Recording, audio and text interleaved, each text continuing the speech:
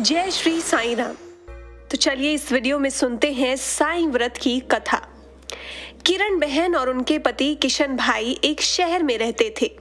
वैसे तो दोनों का एक दूसरे के प्रति गहरा प्रेम भाव था, परंतु किशन भाई का स्वभाव झगड़ालू था। अड़ोसी पड़ोसी भी उनके स्वभाव से परेशान थे, लेकिन किरण बहन धार्मिक स्वभाव की थी, भगवान पर विश्वास रखती एवं बिना कुछ कहे सब कुछ सह लेती। धीरे धीरे उनके पति का रोजगार ठप हो गया, कुछ भी कमाई ना होती थी। अब किशन भाई दिन भर घर पर ही रहते। घर में पड़े पड़े उनका स्वभाव और भी अधिक चिड़चिड़ा हो गया। एक दिन दोपहर को एक वृद्ध दरवाजे पर आकर खड़ा हो गया। चेहरे पर गजब का तेज था। आकर वृद्ध ने दाल चावल की मांग की। किरण बहन ने दाल चावल दिए और दोनों हाथों से उस वृद्ध बाबा को नमस्कार किया। वृद्ध ने कहा, साईं सुखी रखे। किरण बहन ने कहा कि महाराज, सुख किस्मत में ही नहीं है, फिर मिलेगा कैसे? ऐसा कहकर उन्होंने अपने दुखी जीवन का वर्णन किया। वृद्ध ने श्री साईं बाबा के व्रत के बारे में बताते हुए कहा कि 9 गुरुवार फलाहार या एक समय भोजन करना, हो सके तो बेटा साईं मंदिर जाना, घर पर साईं बाबा की 9 गुरुवार पूजा करना, साईं व्रत करना और विधि पूर्वक उद्यापन करना, भूखे को भोजन देना, साईं व्रत की किताबें 5, 11, 21 यथाशक्ति लोगों को भेंट में देना। इस तरह साईं व्रत का प्रचार करना। साईं बाबा तेरी सभी मनोकामना पूर्ण करेंगे।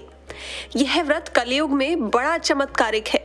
यह सभी की मनोकामना पूर्ण करता है, लेकिन साईं बाबा पर अटूट श्रद्धा रखनी जरूरी है। धीरज रखना चाहिए। जो इस विधि से व्रत और उद्यापन करेगा, साईं बाबा उसकी मनोकामना जरूर पूर्ण करेंगे। किरण बहन ने भी गुरुवार का व्रत किया। 9वें गुरुवार को गरीबों को भोजन कराया, साईं व्रत की पुस्तकें भेंट में दी। उनके घर के झगड़े दूर हुए और सुख शांति हो गई, जैसे किशन भाई का स्वभाव ही बदल गया हो। उनका रोजगार फिर से चालू हो गया। थोड़े समय में ही सुख और समृद्धि बढ़ गई। अब दोनों पति पत्नी सुखी जीवन बिताने लगे। एक दिन किरण बहन के जेठ जेठानी आए। बातों ही बातों में उन्होंने बताया कि उनके बच्चे पढ़ाई नहीं करते, परीक्षा में फेल हो गए हैं। किरण बहन ने 9 गुरुवार की महिमा बताई और कहा कि साईं बाबा की भक्ति से बच्चे अच्छी तरह अभ्यास कर पाएंगे, लेकिन इसके लिए साईं बाबा पर विश्वास रखना जरूरी है। साईं सबकी सहायता करते हैं। उनकी जेठानी ने व्रत की विधि पूछी।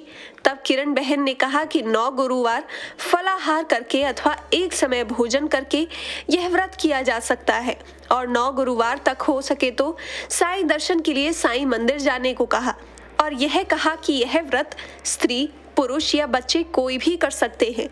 9 गुरुवार साईं फोटो की पूजा करना, फूल चढ़ाना, दीपक अगरबत्ती आदि करना, प्रसाद चढ़ाना एवं साईं बाबा का स्मरण करना, आरती करना आदि की विधि बताई।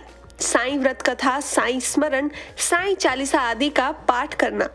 9वें गुरुवार को गरीबों को भोजन देना। 9वें गुरुवार को साईं व्रत की किताबें अपने सगे संबंधी, अड़ोसी पड़ोसी को भेंट में देना।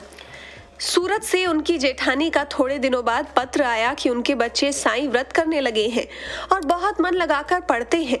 उन्होंने भी व्रत किया था और व्रत की किताबें उनके ऑफिस में दे दी थी। इस बारे में उन्होंने लिखा कि उनकी सहेली कोमल बहन की बेटी की शादी साईं व्रत करने से बहुत ही अच्छी जगह हो गई है। उनके पड़ोसी के गहनों का डब्बा गुम हो गया था। वह साईं व्रत की महिमा के कारण 2 महीनों के बाद मिल गया। ऐसा अद्भुत चमत्कार हुआ था। किरण बहन ने कहा कि साईं बाबा की महिमा महान है, यह जान लिया था। हे साईं बाबा, जैसे आप लोगों पर प्रसन्न होते हैं, वैसे हम पर भी होना। तो जोर से बोलिए, साईं बाबा की जय।